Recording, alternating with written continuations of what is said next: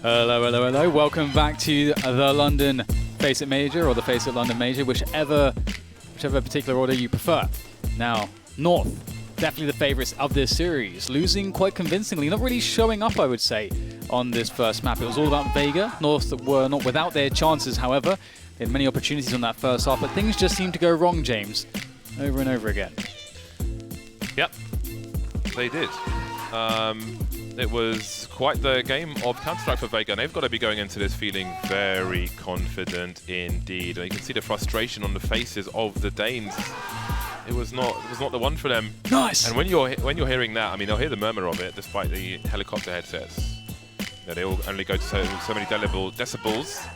So you're coming from the other side. Oh, hello. So yeah, I think huge advantages for Vega Squadron, and North have been a team who in the long term have always been a team who haven't consistently reached the potential of the players and minds on the team, right? And obviously they've had some recent success, and losing Inferno, not just losing it, but losing it in such, in such a fashion, may creep into the back of their minds like, oh, crikey, are we who we've been for a while, or are we something new? Now is the time to tell us.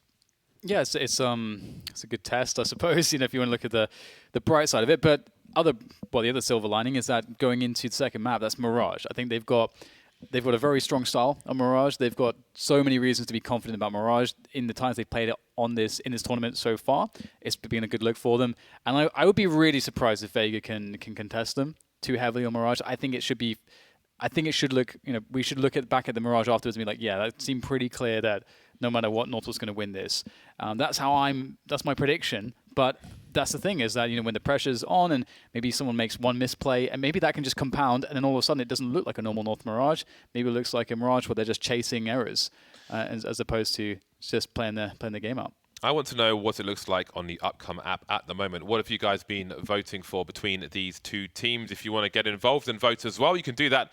Look for the Upcomer app in your respective app store, or go to upcomer.com. Now, let's see these numbers. 75% North. I think we were pretty much 50-50 split, or 50-ish split, since there's 5 of us, between here and the desk. It's interesting. Between these two teams.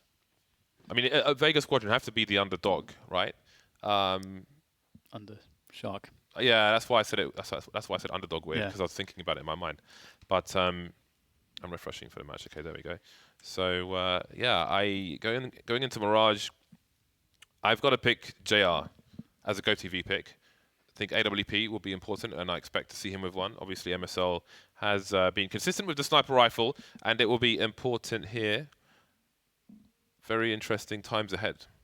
Yeah, I think, you know, one map to the next can be very different in Counter-Strike, and I think that's what's going to happen here. The reason why instead of having that, the reason why instead of having just everyone vote points North on the desk and so on and so forth is because of taking into account not the performances before really the major, but seeing how Vega are here, yeah, and also seeing how North have been playing here as well, because it's been just a struggle from them from start to this point.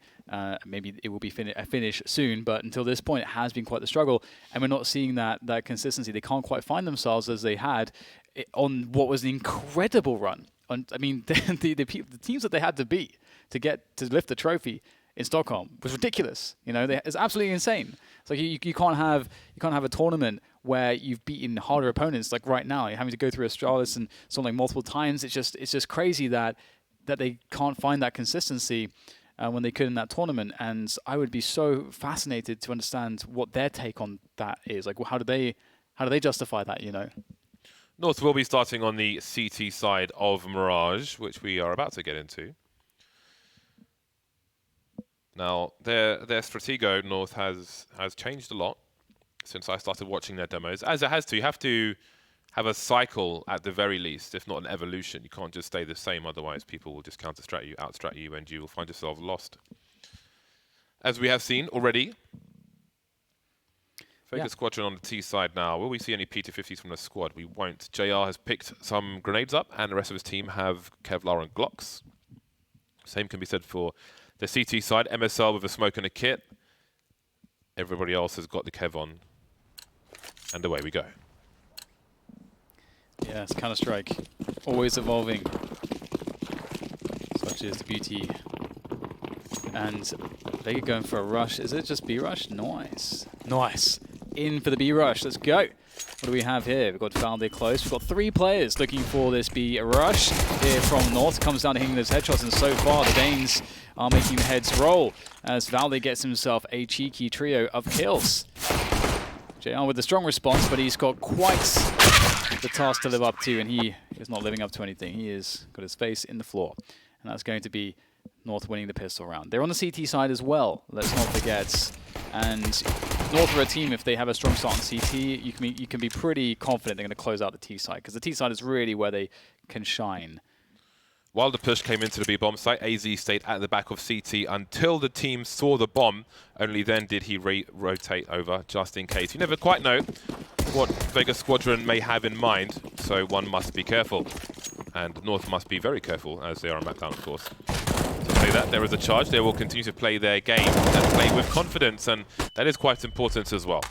Hutchie will still be alive top mid. He's got the bomb round the back. It's nice to take an angle, just as Crush did at the end there, to the top of the stairs, waiting for a CT to peek. If you know habits of certain players, an AWP, for example, or whatever else, what a particular fancy. Oh! Well, that's the MP9, right? That has better jumping accuracy than most SMGs. And that's the CZ, James. It has better close-range DPS than a FAMAS. True story. Faster fire rate, and I think the bullets do the same damage. And this has gone pear-shaped, so sideways. Being controlled there by MSL. Crush, no guns, it seems, for him to really find. But he has a minute, and they don't know where he is. They are spread out, so perhaps one Deeg away. But he's running, and he has absolutely been heard. Ooh, oh, opportunity strikes. Crush, can he hit the shot? Oh, he gets some damage, but not the frag. And as time starts to run forwards, AZ brings himself into the fray to assist MSL, and now things get much harder. There is finally the kill for Crush, and he can still get a 1v1 against AZ. All he has to do is find that headshot. He's got 30 seconds. He's going to go for the runner all the way back to the A bomb site, making things complicated. Picks up a rifle, a FAMAS, on his way across. This round is still on. Where does he plant, though? AZ's coming in from the jungle position, and he expects so. Very nice. Does he have bullets in the FAMAS? So running across, and he will take one in the face, but how did it get this far? Almost a mirror of the second round on Inferno. Yep. They're absolutely force buying now as well. Look at the damage that they've done. It's crazy. Yeah. Like, I don't think there's a team in the game that would not force buy here. You've taken all the money away on the third round except that one gun. You got the bomb down. The force buy has to come in from Vega, surely. Yes. There we go. What's even better is at least one AK has been dropped to another teammate. No player can buy an AK and armor. So Hutchie has dropped an AK-47 to Chopper, and he will just take a deagle. And they've got 3 AKs out and a Galil. That is awesome. This is quite a monstrous buy from Vega. But how do they implement it? 2 smoke grenades, 2 molotovs, 4 flashbangs. Across 2 players as well. So if one of those guys goes down, they lose half their utility, Vega. And as North, you know there's a force buy here. Oh my god, of all the guns, it's the Deagle. Well, that's the best way you could possibly start this round off as Valde goes aggressive. And this is important. This is so important. Valde not only is going aggressive, he's throwing a forward smoke to really ruin any potential for Vega to play forward into the B apartments. And right now, North are going to be hungry for information. They're down a man. They need to know what's coming. That smoke will help them for a while, but Vega have no intention of North retaining that map control. JR smoking off the connector position now. This kind of allowed him to split the B bomb site because the A players can't see through window and they can't see through connector either. And indeed, Chopper makes his way towards B, as does JR. And here comes the rotation from North. Oh, they're hearing all the footsteps closer. Oh, there's the trade coming in from Nico. Incendiary doing the damage is Kirby and Nico, but striking back Vega, holding onto the B-bomb sites in style. 3 versus 1, Nico very weak, and this reset potential looks very positive here for Vega. Nico goes through the window, there's not much he can do from that point forwards. Vega pick up the round, a very cool round from them. JR with that eagle. He got 2 digs in the end. Yeah, it's amazing. Such good damage. Whoosh. The right side of the window as well. JR. Well, I did pick him for Go TV, but I wasn't expecting to do it with the other AWP, the Deagle. I picked Sluggy for Go TV. Vega Squadron. Now, there is an argument that it's better to win the second round than the first, especially when you're on a T side, because of what it does to the CT economy.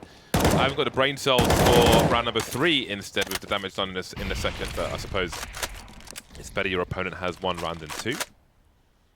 The CZs are out for North. They've got 1 flashbang on AZ. He's playing close say with MSL. I almost said ASL. Kelby is near connector, so it's they won't be in the window. And they're avoiding the long-range duels in mid. Sometimes you'll see a CT side swarm the mid position, charging out short, charging out of connector, peeking from the window all at the same time. But if you're not doing something like that, then maybe range advantage for the T's is ill-advised. Kelby seeing plenty of people in connector. Now how will the CTs adjust? Yeah, there's a lot of people here. This could go well here for Kirby. Oh my god, he gets 2 from the CZ. Nico's the one that gets traded out. Kirby's still alive and kicking. AZ, meanwhile, finds a very favorable 1v1. And all of a sudden, Hutchie in an impossible situation. The Glock comes out. And MSL is going to be finishing things off there. And that is very surprising. But I have to say that oftentimes, I have actually seen the CTs win the rounds with the CZs from the jungle position. You can get shut down so hard coming out that choke point. As the T side, the crossfires and the ability for them to just run and spray into that choke point is so strong. He got a lot of attempts out of that clip. I respect that. And here we go. Reset territory continues, and this is a horrible buy for Vega Squadron. I cannot see them having the same success in this situation. Now, JR was the only man top mid, so the bomb will need to be picked up by somebody at some point. Nico's made his way top mid, so that's a lot of real estate for North, and maybe some sound cues as well as Tony Black goes to pick up the bomb. Not expecting a play to be this close. And Nico will confidently take care of that. More people have to go back and collect the bomb now, which means less map control, less eyes in any direction. Only 2 Vega Squadron players left, and they are heading towards Eco Town.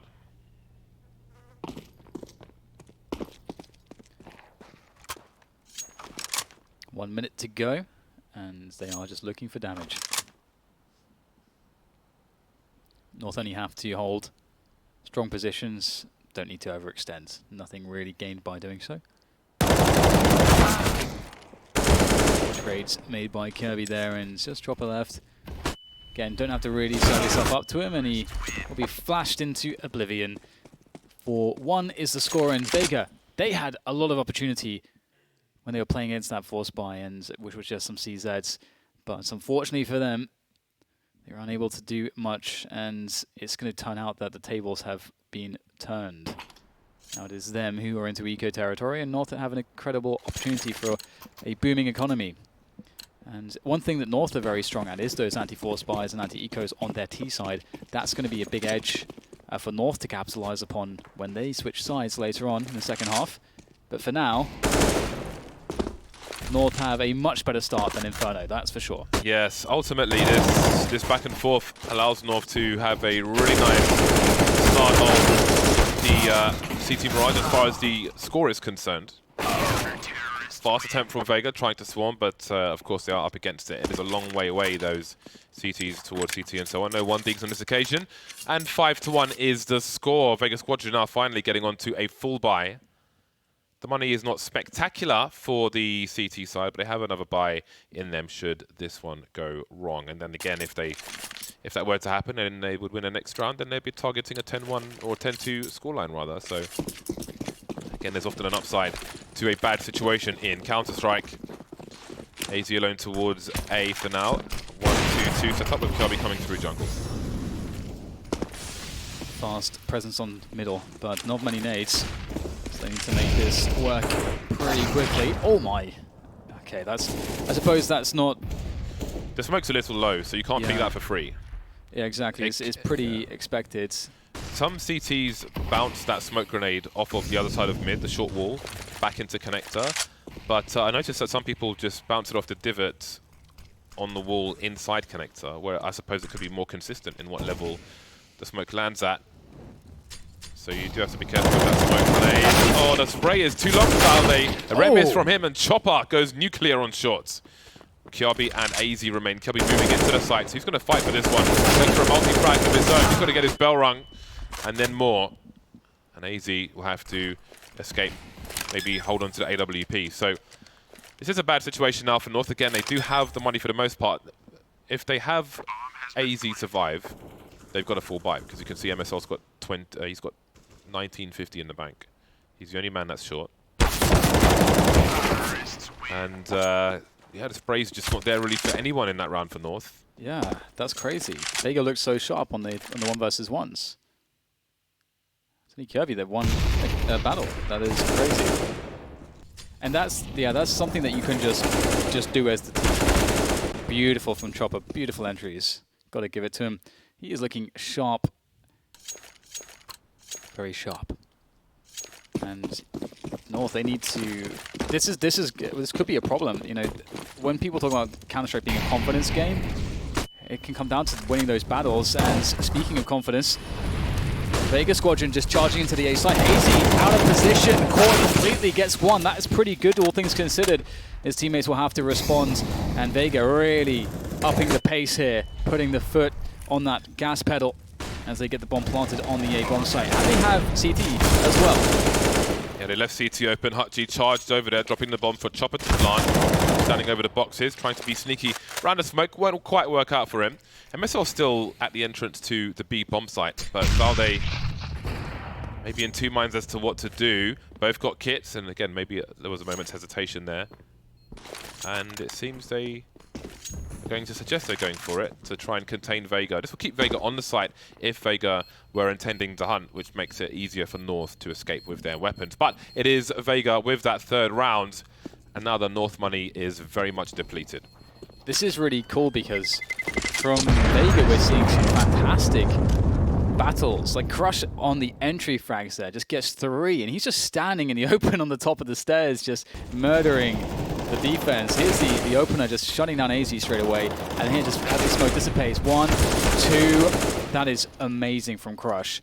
He's on one, James, and it seems to be the case that so is Chopper, and that's really cool. Vega showing some fight here, and North are being pressed quite hard at the moment. Their economy back in the doldrums, but they can save this round. Perfect timing. Oh, MSL. That is a bad miss indeed. He's going to leave the window entirely. Now, the CT side of Mirage is quite a challenge for sniper rifle players because window is smoked off so often. There aren't that many snipers who are able to have a significant impact as they might like on Mirage. Alu is one of them that we've seen in the past who is able to have that CT impact. But now we can see how MSL will do. Moving to the short position. Previously he was seen towards connector. That didn't quite work out. And he could be quite key here because it seems all of Vega Squadron are going into B apps.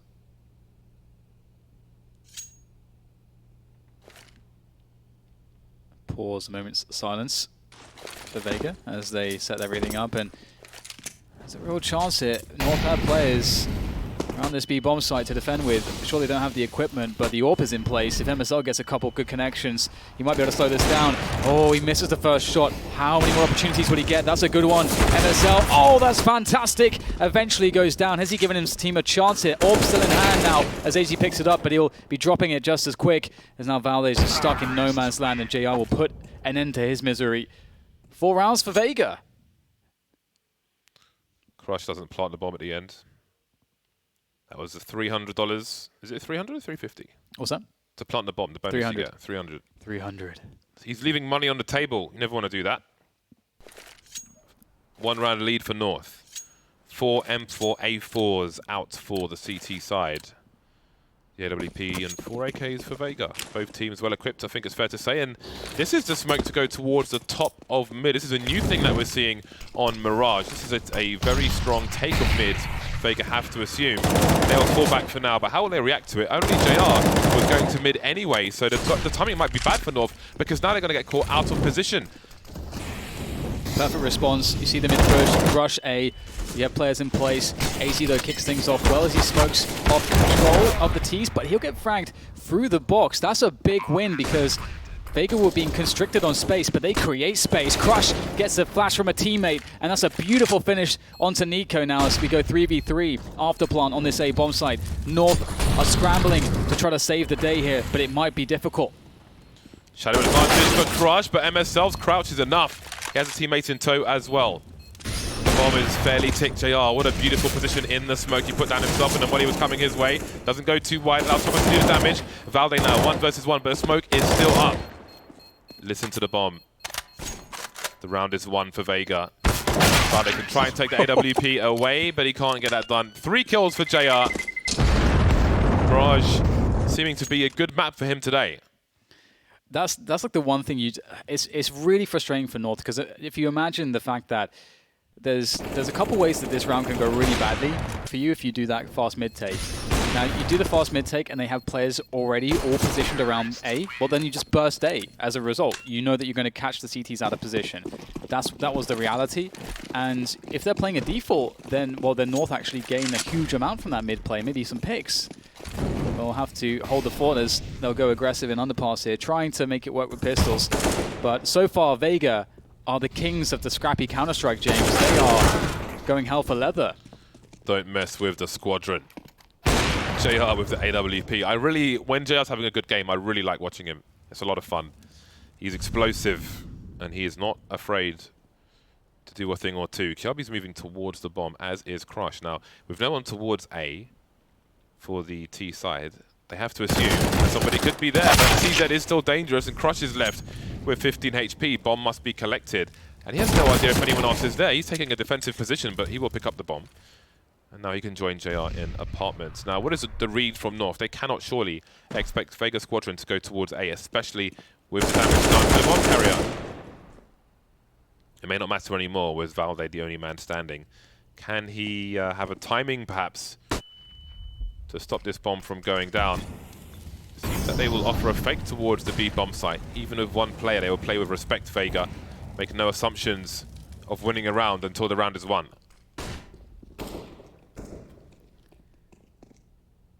Vega. They are making this all different types of difficult for North at the moment. I'm loving how scrappy they are. And the confidence that we're seeing from them as well. It seems to be quite shocking so far for North, who are being put on the back foot once again. They found their way back from this position, but this is the longest streak of success we've seen now from Vega on Mirage. On that T side as well. It's much needed for Vega. We, again, know that North's T side is going to be very strong, or typically it's very strong. So Vega need to get everything they can get out of this first half, and this is a great way to start it off. And this could be a pivotal moment, James, because North are going to have, if they want, they could have double ops here. They could do anything they want. They have so much money. Yeah, you can see all those blue bars for the maximum loss bonus. It is at the max. Yeah, and the other thing too here is that this is a great map if you want to take initiative.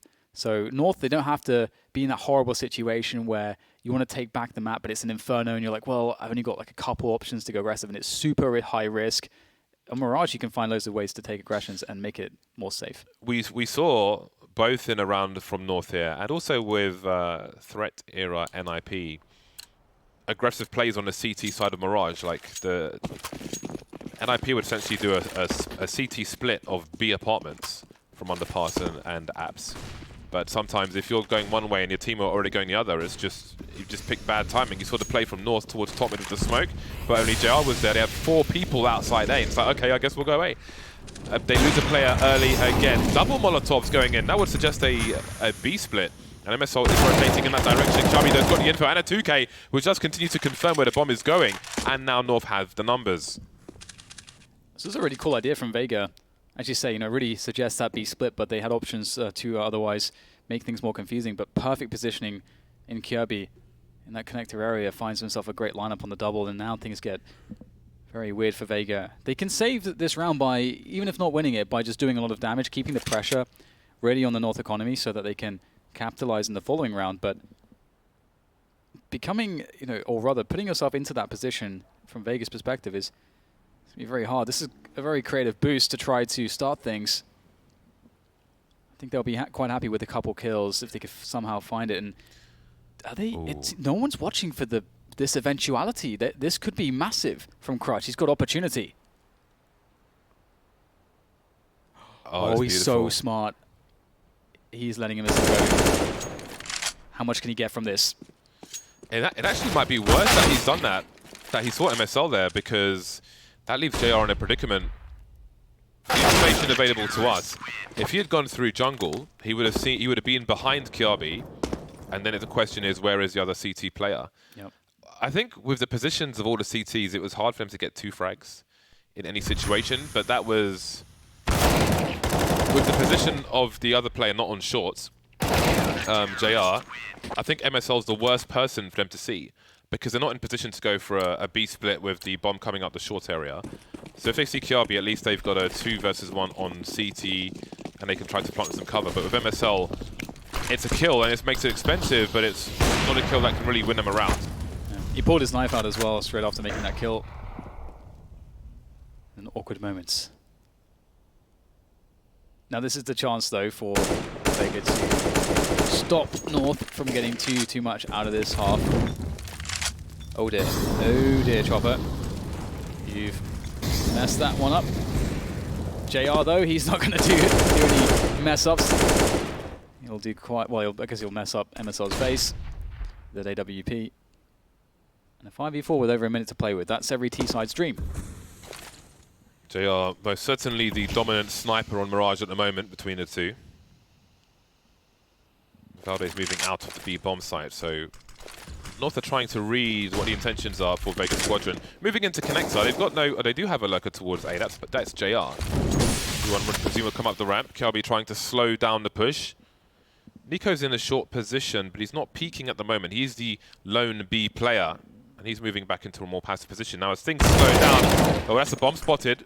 People were rotating towards B, but again, there's lots of assumptions being made, and people are putting their knives out all over the place. Now it's AZ versus 3 on the A bomb sites.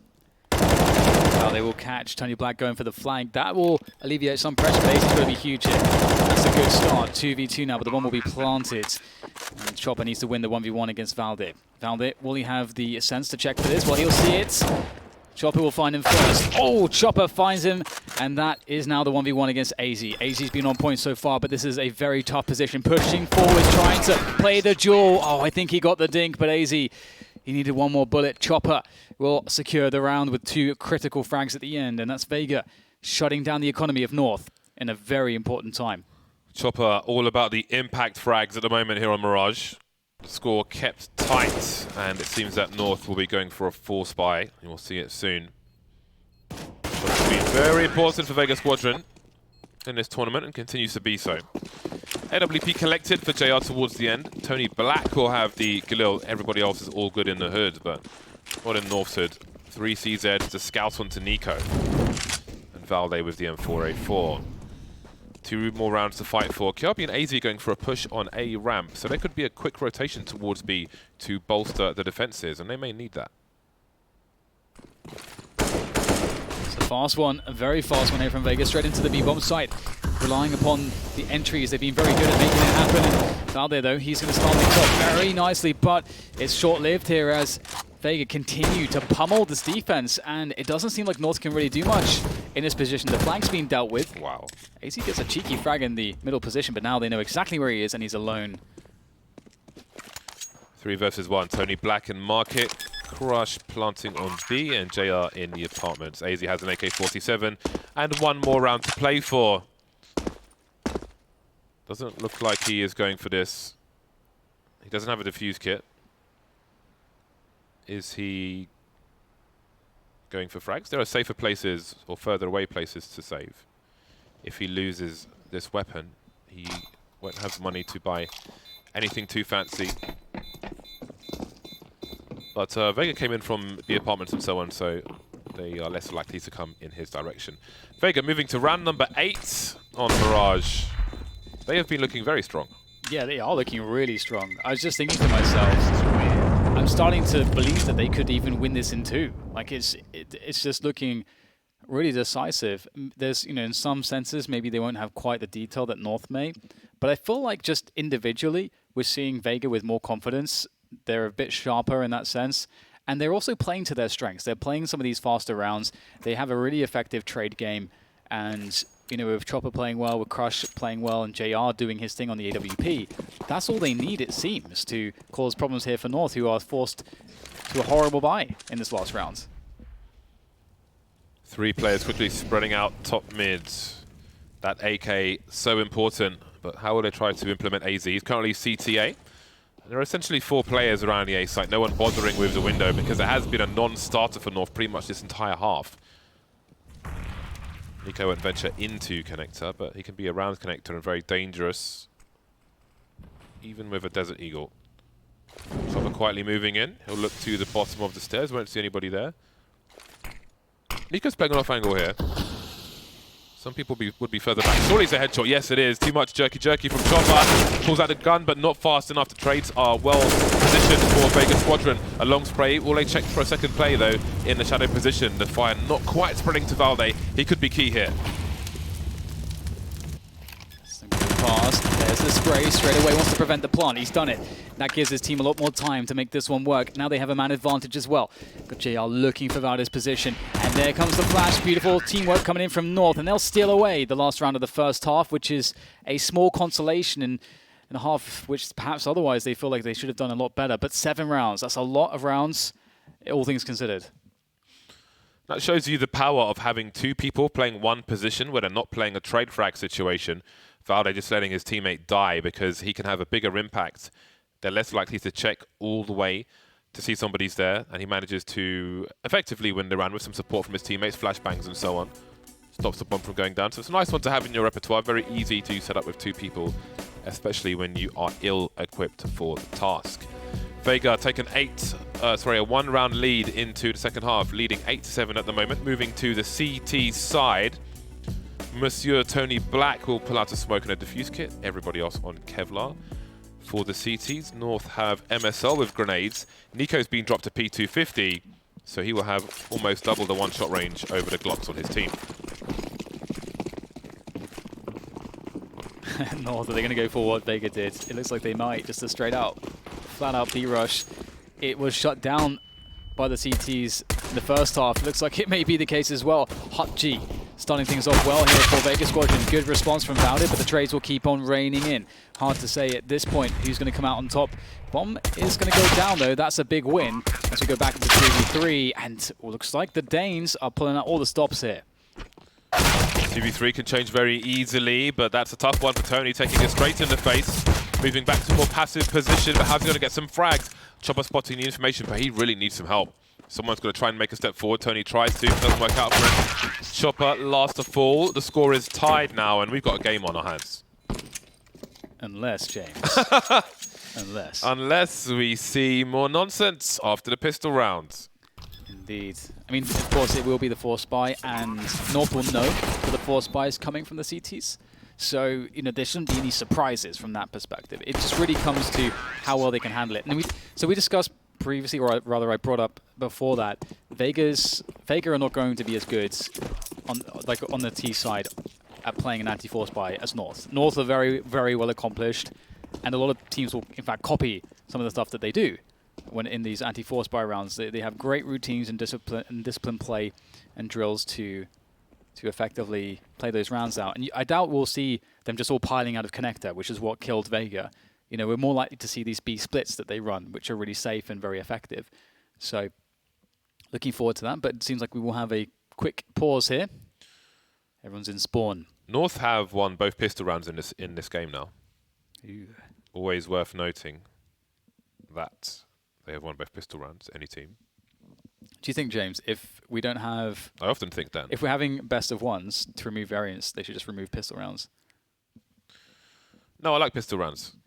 Because pistol rounds are one of the things that create a lot of variance, and if you have a best of one, the best of one in of itself also creates a lot of additional variance.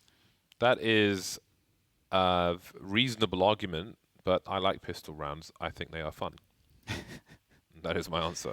I suppose you're not in the professional circuit. I'm not sure what the emotions are like around pistol rounds in the professional scene. I like playing pistol rounds. It's traditional. Yeah, I mean, it is. You can have different opinions. right? There isn't necessarily one right way to do something, but for me, I enjoy them, so whatever. Yeah, I have another point about it, which I think is interesting, but we'll go into that later. We're back into the match very quickly, which is always a welcome sight.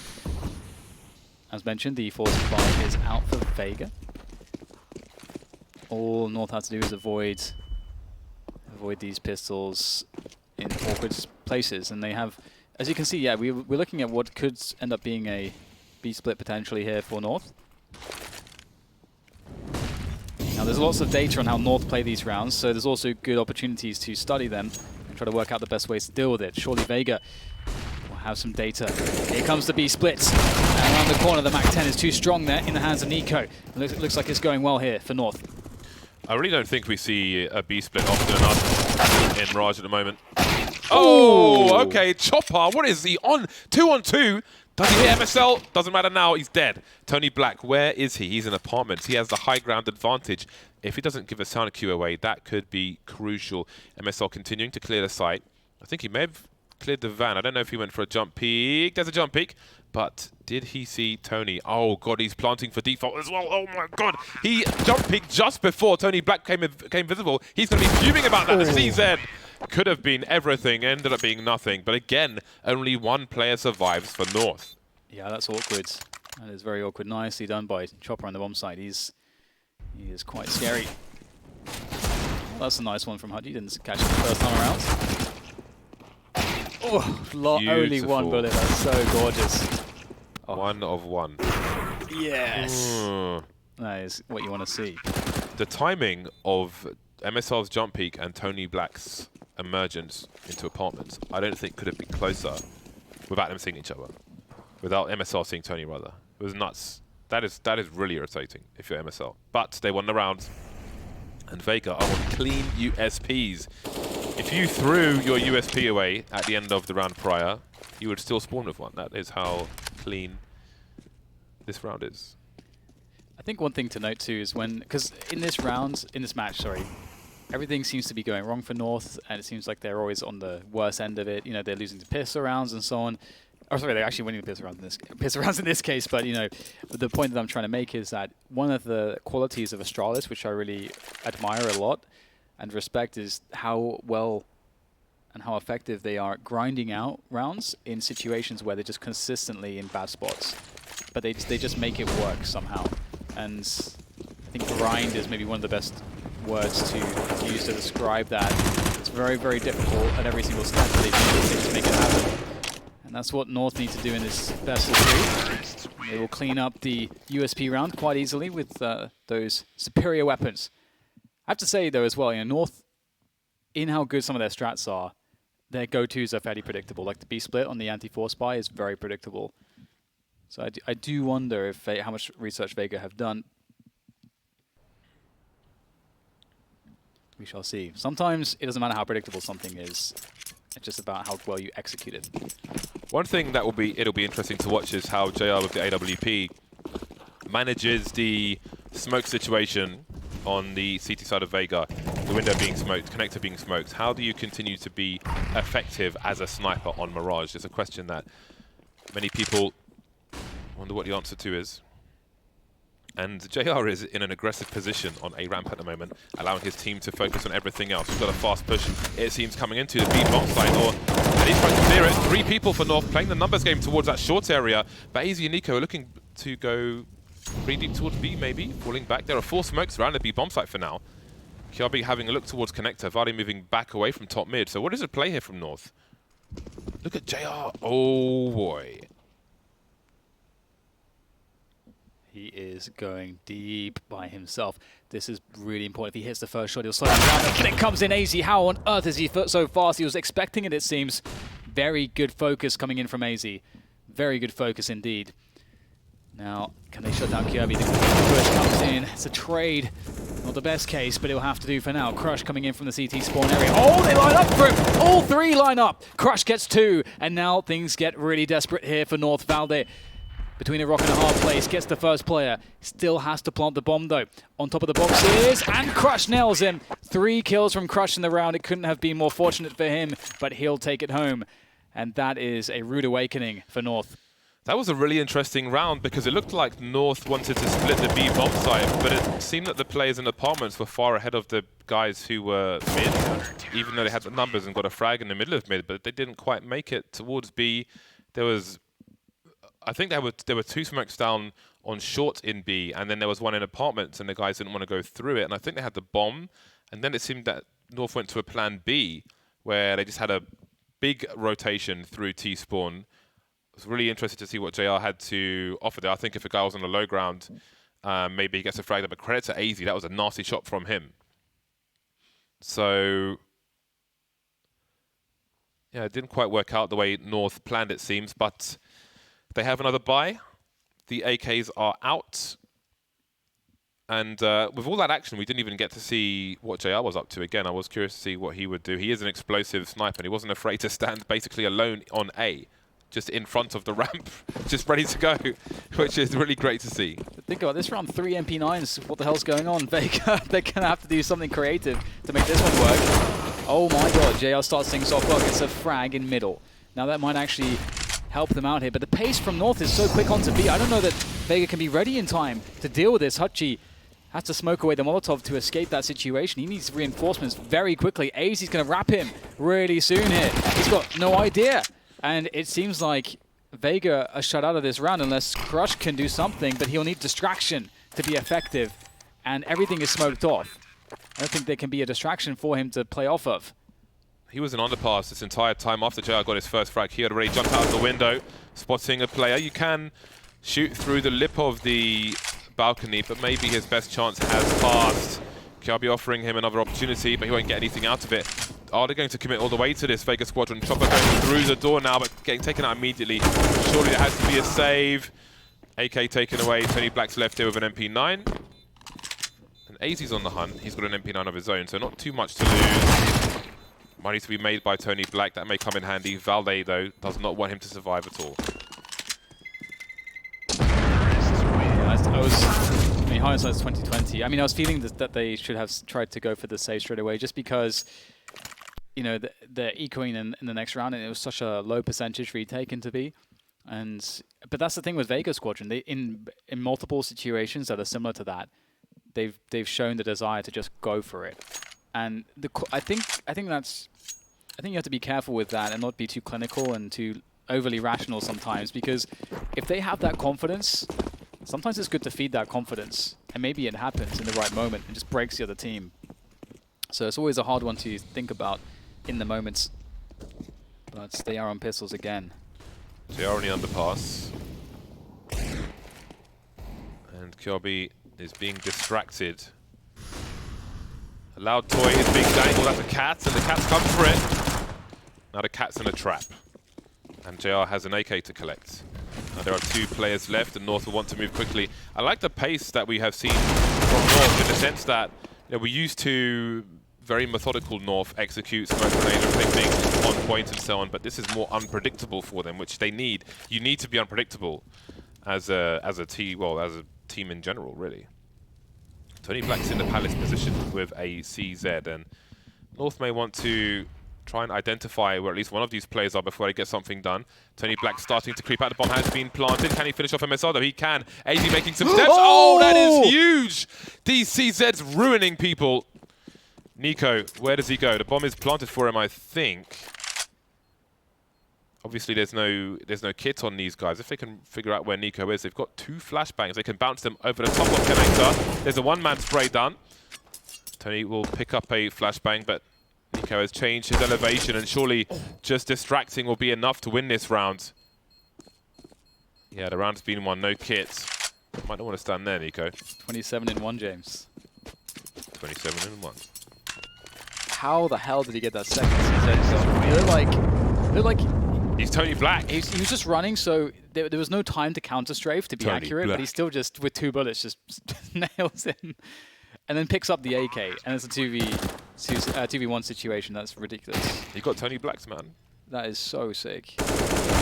Nico gets tagged there as well. Wow, that's so much damage. Vega putting in work. But the problem is that North are successfully grinding out these rounds. Every round that they win, seemingly, no matter what Vega have, is difficult.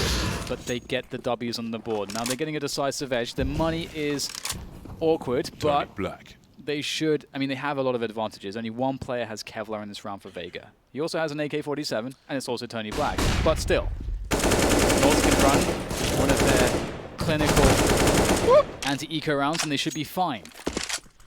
Now they know he's on shorts, and he knows they know. Does he rotate his position elsewhere? It's like when you have one AWP on the CT side and nothing else on Inferno or otherwise, and they take a shot or they get a pick on B, they go towards A, so on and so forth. Indeed, Tony Black is making his way over towards the A site where there is already a stack. He can run distraction and have North try to charge into the site and run into everybody else. This looks dangerous.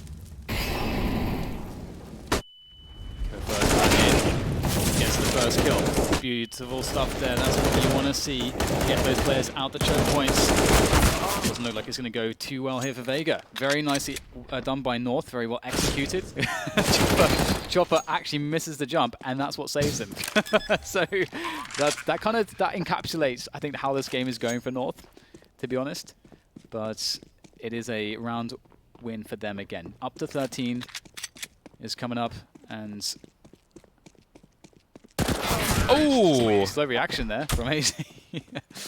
But he'll survive. Yeah, may have been looking at the radar to just keep an eye on where his team are and if there were any holds, something.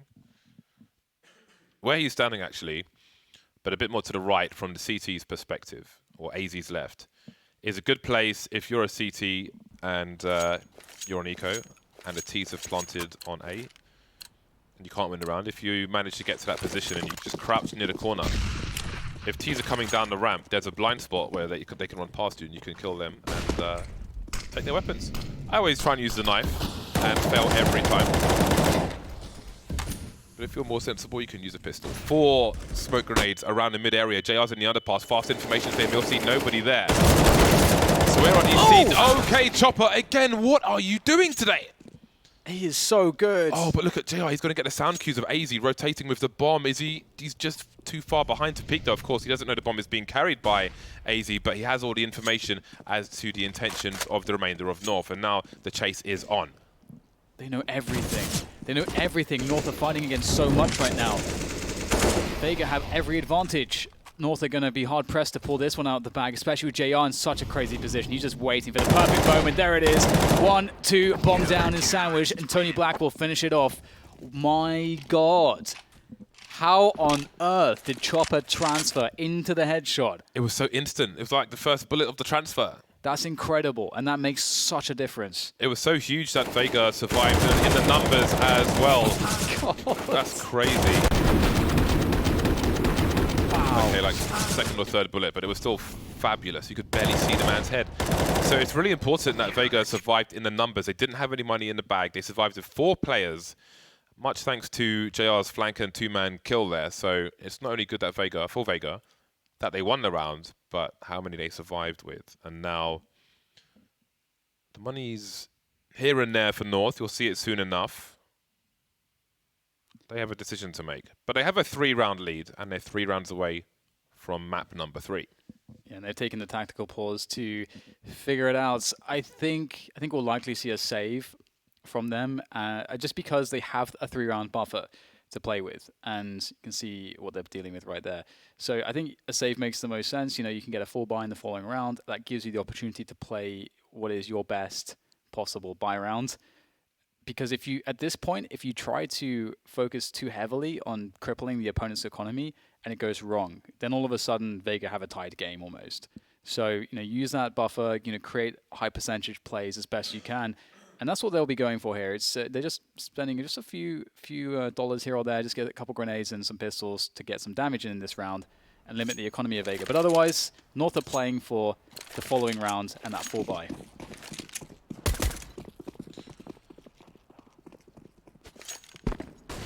Nico and MSL, are they having a chat? A chitty chit chat? Because they're not moving.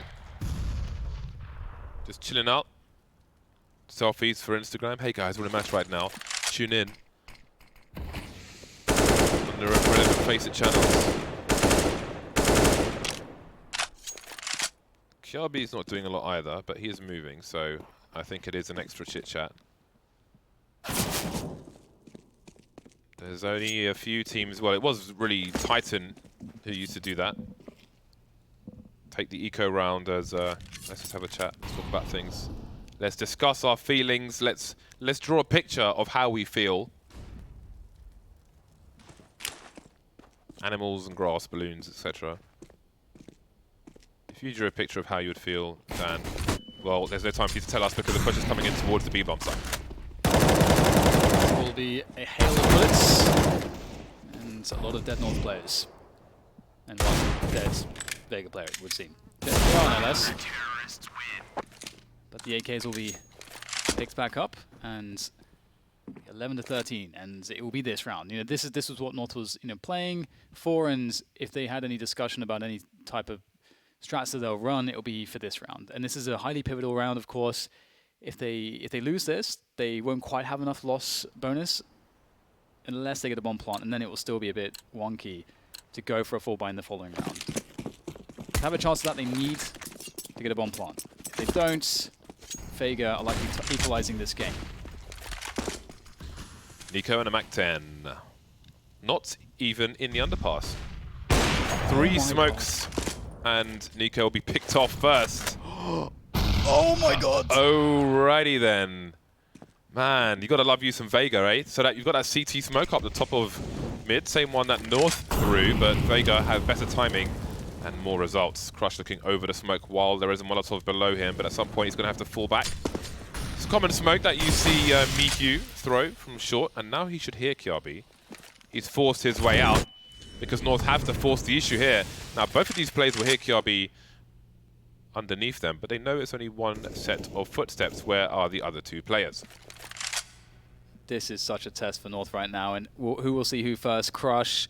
Looks like he'll see the head first of MSL, and MSL's being dinked. So MSL, even though he doesn't die, he will feel very useless right here. And that's the bomb on the radar as well. Let's not forget. Oh no, that's Kirby dead. And with MSL already crippled, it's just basically AZ. You can do anything in this round. Systematically, North being picked apart, and you got to feel for them in this situation. AZ, my god, that's a bit slow, but get traded out straight away. And everything's going wrong, James. You got to feel bad. It doesn't feel fair what Vega are doing to them. Yeah, can you believe it? Basically getting a double on the AWP to start your round. You've been playing for this round. You've saved for it. You're going to go into the round. You're confident. You've got a strategy. You're going to run. You're about to build it. And then boom, 2 players instantly die. Yep. Where's your strategy now? And what do you do from there? That's got to be so tilting. When MSL gets his bell rung in that mid position, they know that the last player has 10 HP because they don't get an assist when they kill the other 2 players, which does help. And now we've got North back on the pistols, charging towards the B-bomb site. Nobody close on short to hear them coming. Hutchie, does he have good timing? He spots one player close. It's a meaty grenade indeed. North really not fans of grenades today. Normally, they quite like them. This is clean up here, and Vega looking to equalize. They will. 13-13. If you're just joining us, Vega and North are playing for their lives in this major, playing for a spot in the new Legends phase, which takes part this coming week. And right now, Vega, they've already won the first map. It was quite convincing on Inferno, and they are 3 rounds away. The Squadron. From taking North down, eliminating them from this major, and making their way to that next phase. This is ridiculous. I can't believe what I'm seeing. Vega, they're on one, James. Look at their money. They are packing the cash. Crush with a beautiful jump up. Smokes on the short position. He's not afraid to go for a peek. I think he may have seen 2 people at max. And now JR is in an interesting situation. If he goes deep and he picks off 1 player, well, what if there's another one close? How on earth does he get a kill? We can make no assumptions. No one's going to check below him. He's got to be careful, though, that his barrel doesn't give his position away. AZ walking with the bomb, and that's going to get taken out. Hutchie picks off Kiabi, and JR still unknown. Hello, and it's going to be goodbye, JR, surely. Oh, there's just enough wall for him to hide and bait. That leaves MSL and Valde alone, and everything has collapsed once again. The dream is collapsing, Dan. It is definitely evaporating in front of them, and MSL headshot, he'll get it instantly. Takes a lick of damage. That bomb, though, it's just in a horrible position. They're going to have to eliminate every player to get to the bomb. MSL spots some feet, perhaps. And Val, they will push forwards, 21 points of health. There's plenty of time, as always, for North, but lacking cover for MSL to get out of there with the bomb, and for the cross there. Valde picks up one more, turns away. Bomb still lost, 35 seconds to go collect it. Molotov will buy him some time to push forwards, but then he's got to deal with the AWP, and JR is good for it. Of course he is. I can't believe he's even alive. It must feel like... This is one of those games, James, it feels to me like zero things are going right for North, and so many things are going well for Vega. Not to take anything away from them, they are playing lights out. Sometimes it doesn't go your way, sometimes nothing goes your way. 14 rounds for Vega Squadron. JR has 94.50 in the bank. Damn. North pulling up the AKs again. They are at maximum loss bonus. If they lose this round and plant the bomb North, they will still be able to buy. Another fast round from them, just waterfalling. But look at the Molotov. Who's going to die in it? It's going to be Nico, and it's all blue in the frag column. And it just gets worse for North. MSL alone, only one kill, match point Vega Squadron. Oh my god, I can't believe what I'm seeing right now. Vega, they're on the cusp of victory here. As you say, they've got so much money in the bank, they can just have whatever they want. North have just been buying successively because they are behind, because they have max loss bonus. They're on a Galil, a MAC-10, a UMP, a Deagle, and an AK-47. That's what their tournament life comes down to in this round. Oh my god, I really can't believe what I'm seeing right now. Vega Squadron are looking so fantastic. And North, they were almost there, James, but now it comes to this. They are only 2 rounds behind. But they may be ill-equipped for, well, for this round at the very least. Vega Squadron will be able to buy regardless. One AK, Chopper has an AK as well. Chopper has an AK. That does not bode well here for Vega, for North, sorry. Grenades being deployed. They're trying to pull people towards that B bomb site, and perhaps there's an over-rotation from Vega Squadron. Look at the positioning from North. Maybe overexcited at the chance of a 2-0 over North and into the next stage. Vega are all over the B bomb site, but Tony Black is... Okay, never mind that. Crush is still delivering the kills regardless from that short position. I think it may be boosted again. Still disadvantages for North. A UMP and a Galil to do to keep himself in this tournament.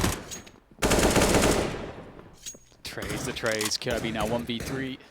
Can Kirby save it for North? Can he save their hopes, dreams, and desires in this London Major? He creeps closer. He's got 40 seconds. 3 players. Crush is weak. Oh, there's 3 people facing him.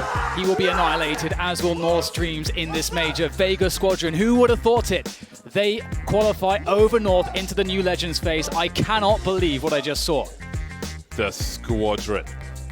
A 2-0 as well. There is little dispute for the series. They are North unable to pick up a map in that series, and once again, it is disappointment.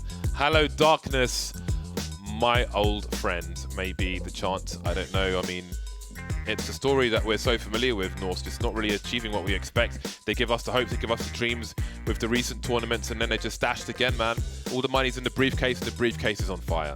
Everyone from Vega Squadron was just playing just really well. Just the confidence going into every fight from the likes of Chopper and JR and just everyone.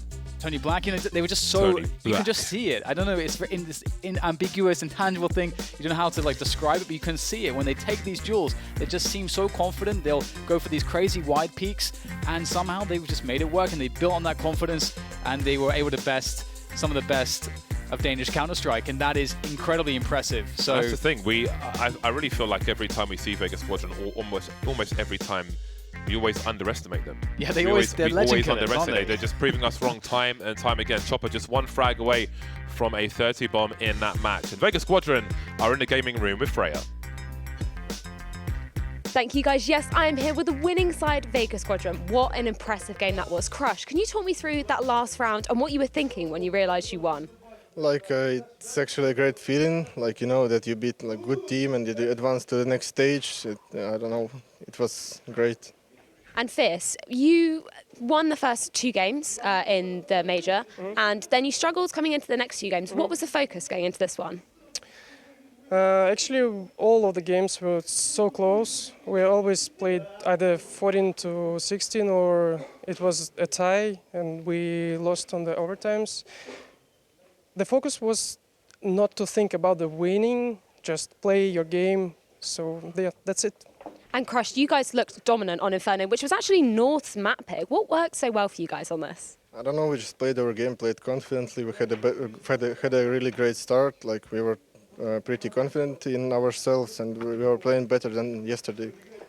So that T side, you looked absolutely dominant on that, and yourself included. What was the focus on that side? I don't know. Just do your best. Just do what you did on practice, and that's all. So coming into Mirage, it was a little bit closer there. Do you feel like North had a bit of a better read on you there? I think they gained some confidence winning the pistol and the first gun round. So I don't know. They didn't have that read. I think we just struggled by ourselves. So I don't have much to say. Yeah, because it looked like they were going to do it. They had a couple of rounds over you. How did you manage to get that momentum back and close it out? I think we had both either technical or tactical. So we had a reset. Like we resetted our minds. So just refocusing and getting back into your game. That's cool. How about you, Rush? Do you feel like you improved at all coming into that game? Yeah, I think so. Because I don't know. I would like to thank every person in this team. Everyone was cheering everybody, and I think that's the main reason why we won. Yeah, you guys seem to have a really positive mentality when you were talking to each other during the game. I just want to point out Chopper and JR, they had a really impressive series. How do they integrate into the team? Could you repeat this? Yeah, JR and Chopper, they looked really impressive. They were on form. How do they work within the team? What enables them to perform like that? Ты понимаешь вопрос? I think they just know what they need to do, what's their main role in the team, and I don't know, they're just doing the things that they should do, and that's all. So you guys now, you are moving on to that legend stage. Are you going to be celebrating tonight? A bit. You're going to be going into that legend stage fully focused now? Yeah, for sure. Cool. Thank you so much, guys, and congratulations again on that win. We're going to head back over to the analyst desk. You can only call it a surprise so many times until it becomes predictable, and Vega Squadron, they continue to surprise. I'll stop saying it now as they are locked in to the Legends stage, but doing it in two. A lot of our analysts said if it was going to happen, it would have to be across a slugfest of a 3-map series. Not to be, as Vega Squadron show resilience and brilliance from their individuals as they manage to cross the line and are locked in for the top 16. Once again, they managed to exceed expectations. I did not think Vega Squadron would be able to win this match, and definitely not in the fashion they did it.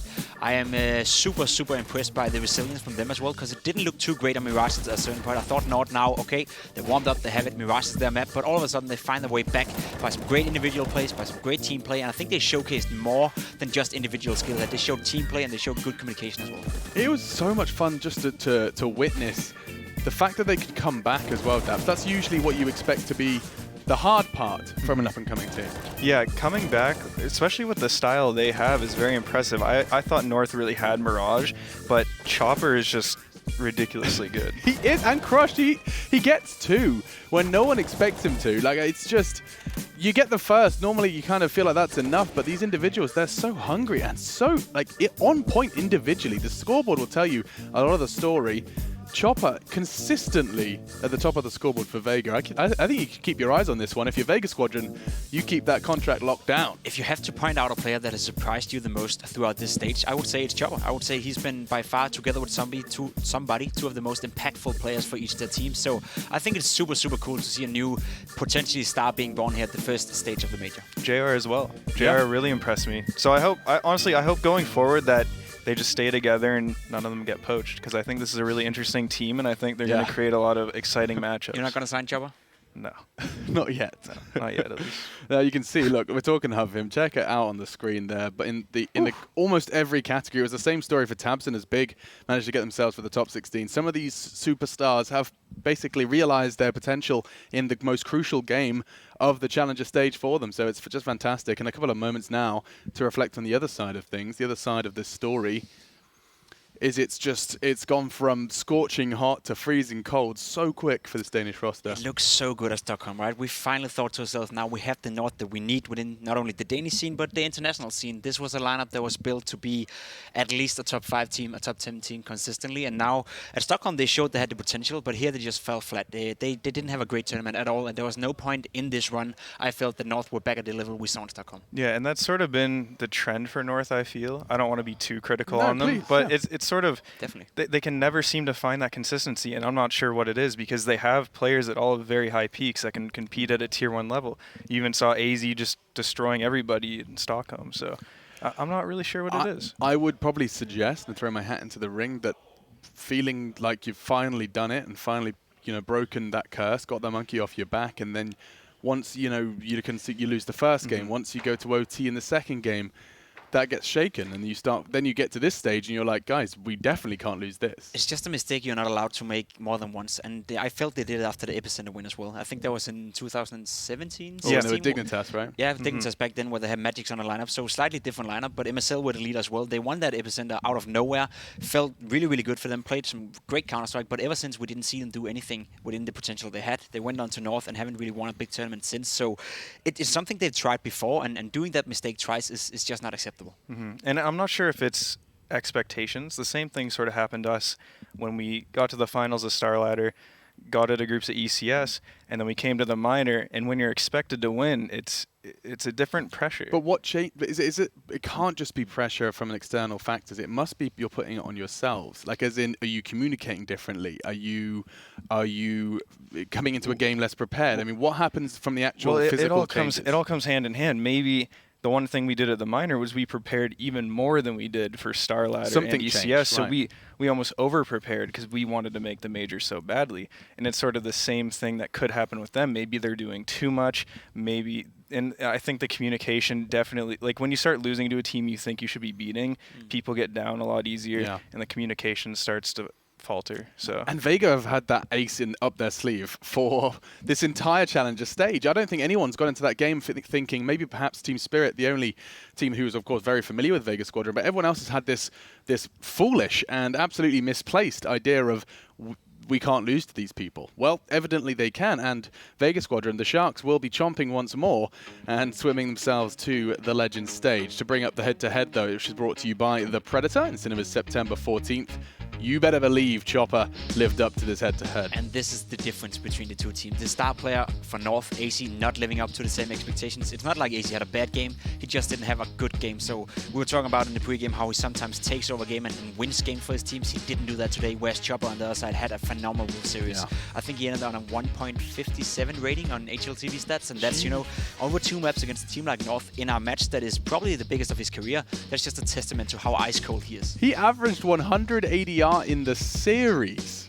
Over 100 ADR in the series. You'd be lucky if you do that over 5 rounds, Alex. Yeah, for sure. 1 round. Honestly, that would be impressive. No, I'm joking. Anyway, let's stop beating myself up. And instead, Daps, you selected a demo actually all the way back on Inferno. It feels like forever ago.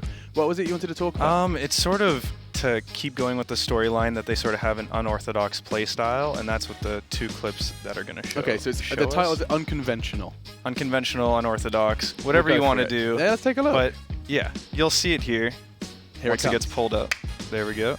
So here you see Chopper jump onto the sandbags, no nades, no flash. It just catches MSL off guard, and then they just peek spawn with a flash. No smoke, and they had a smoke.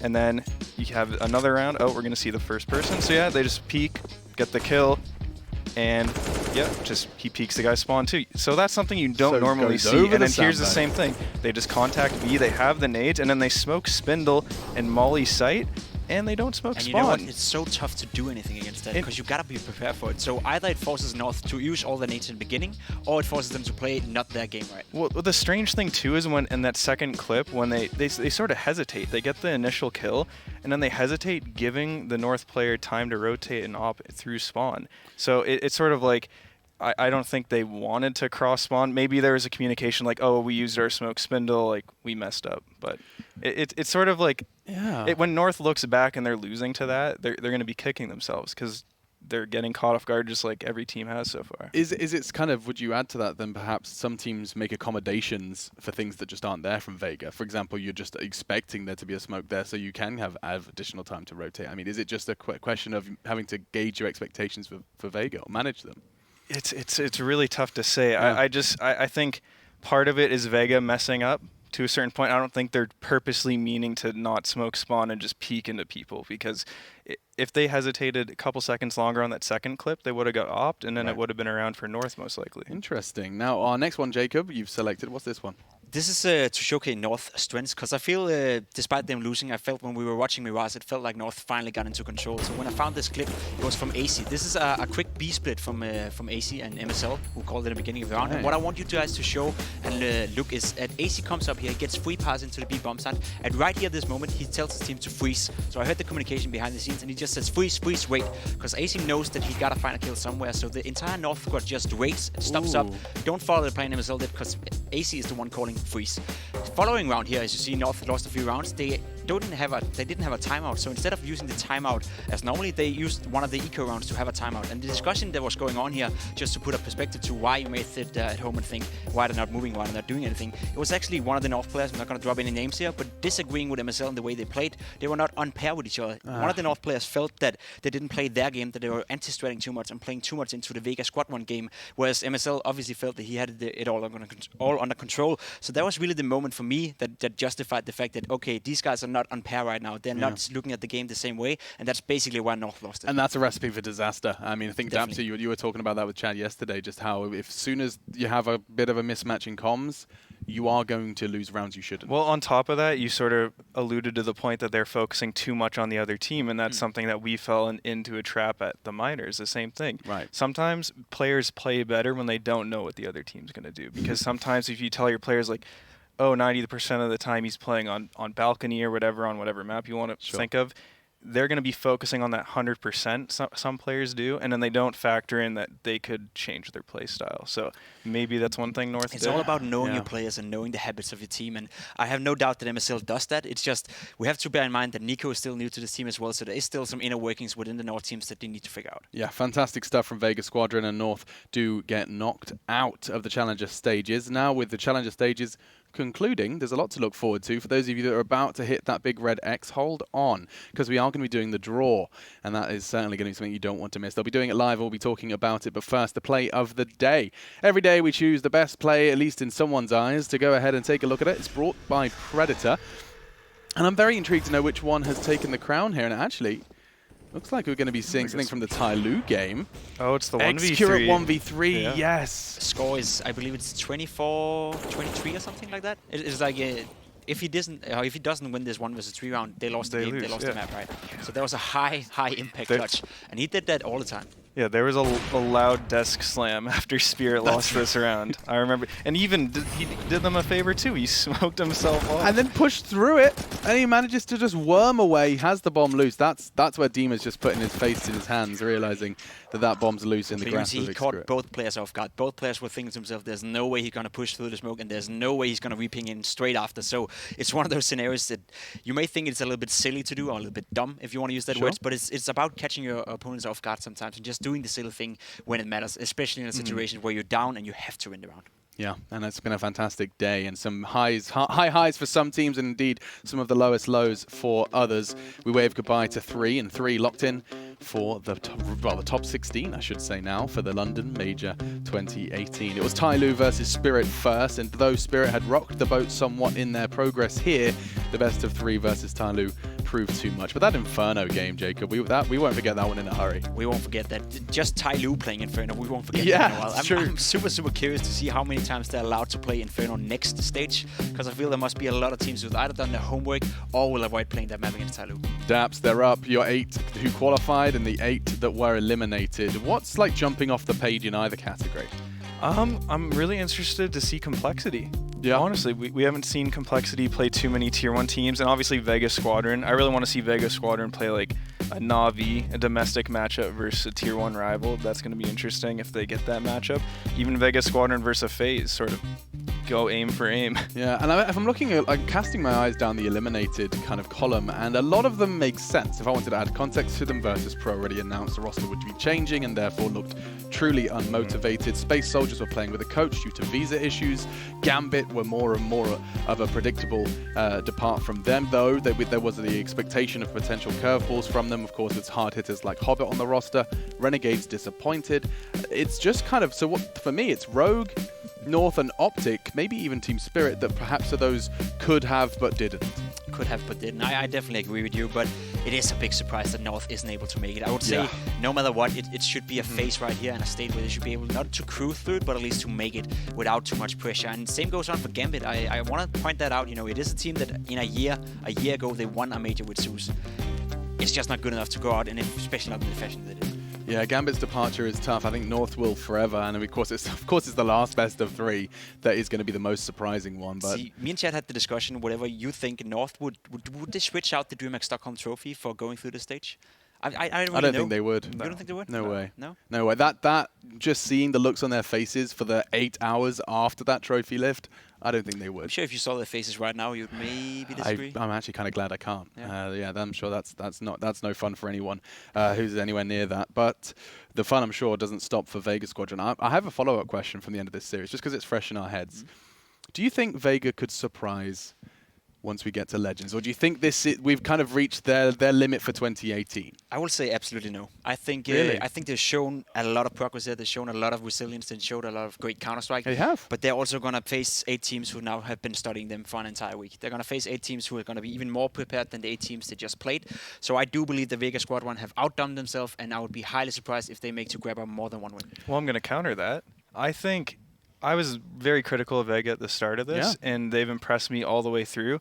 And I think I would have agreed with you a little bit more if they went through on BO1s alone. But the fact that they're able to win a best of 3 versus North shows me that they can actually compete at this level.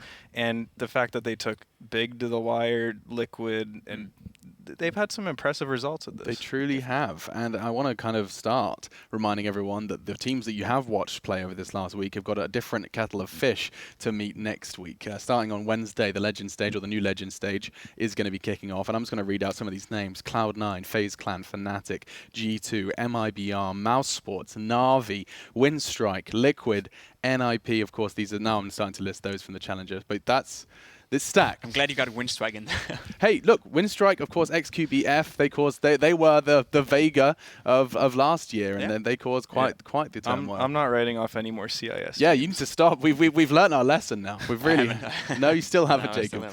You still haven't learned. But yeah, you're right. I mean, I understand Jacob's point of saying that the teams that have just come out of Challenger, there's a different beast awaiting them in the Legends I think stage. it's a valid point to make that both Team Liquid and Astralis have a big disadvantage by playing this stage of the major. Think about How it. so? Because they've been playing 5, or some of the Liquid played 3 games, Astralis played 4 games, so that's 4 maps where all the other teams could have looked into that, and you must assume that both Astralis and Liquid have done the absolute best, or at least tried to do the absolute best to qualify as painful as possible.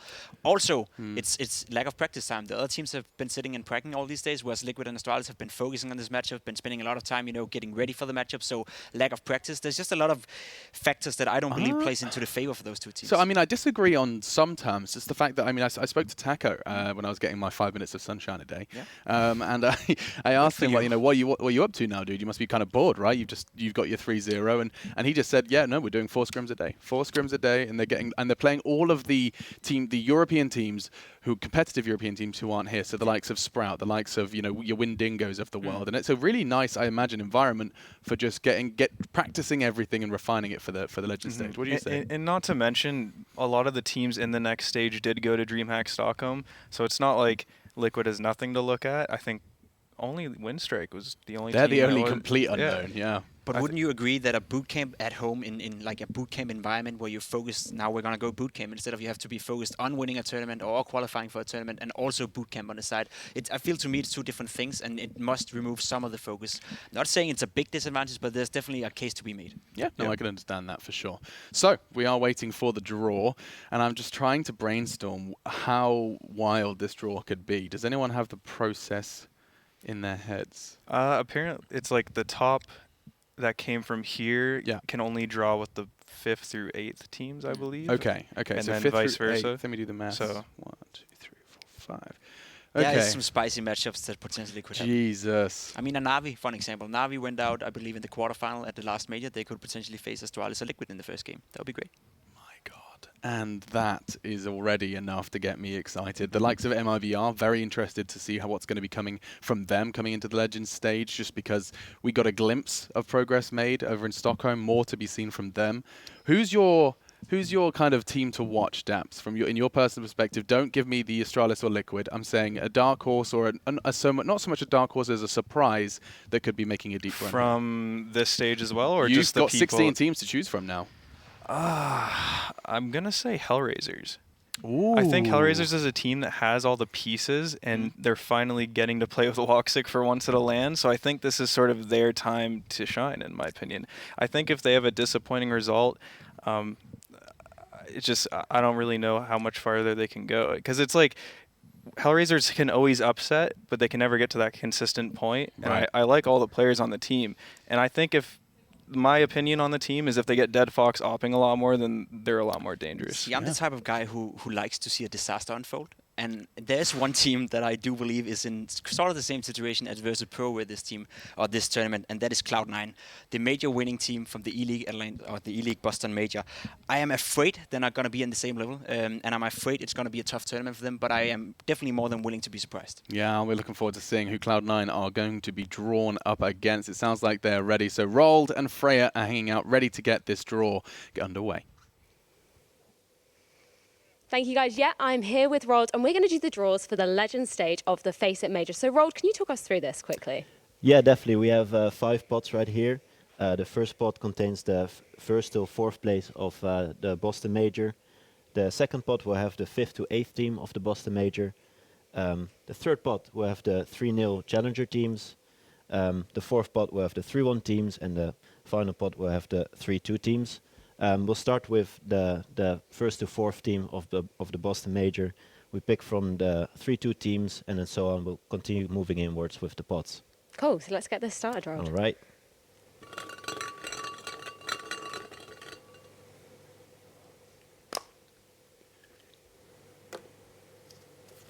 The first team is Cloud9.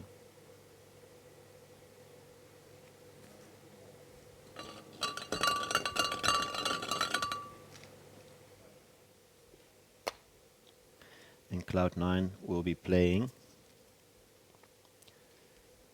Vega Squadron. So that was a big first matchup, Cloud9 versus Vega Squadron. So let's go for our second match.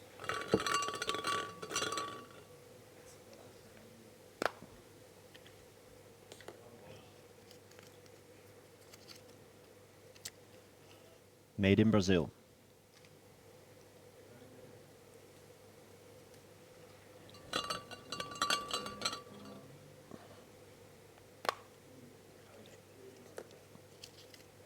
We will face Tyloo. Cool, it's going into the third match.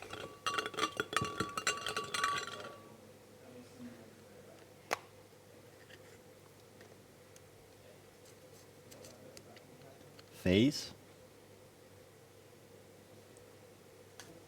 will be playing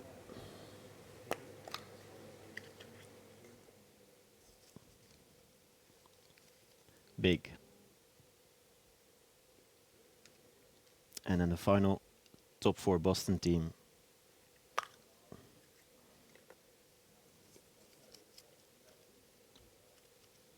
Natus Vencer. They will be playing one of the 3-1 teams.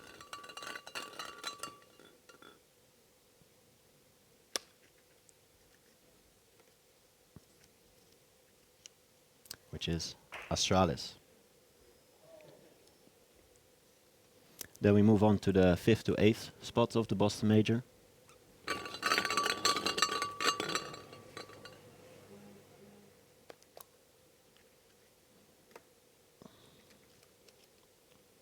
G2 Esports.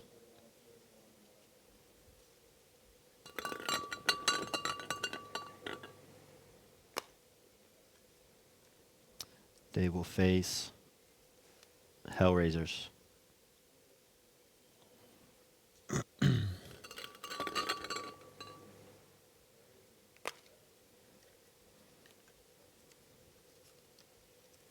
we have Fnatic, who will be playing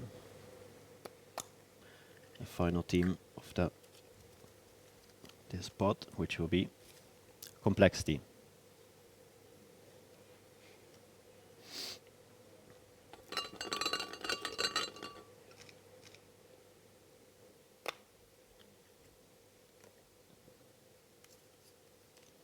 Next up is Windstrike.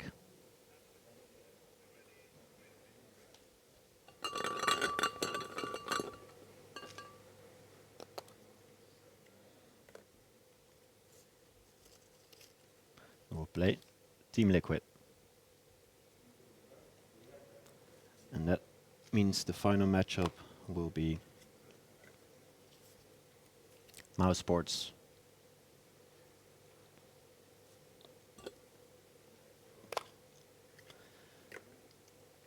playing against NIP.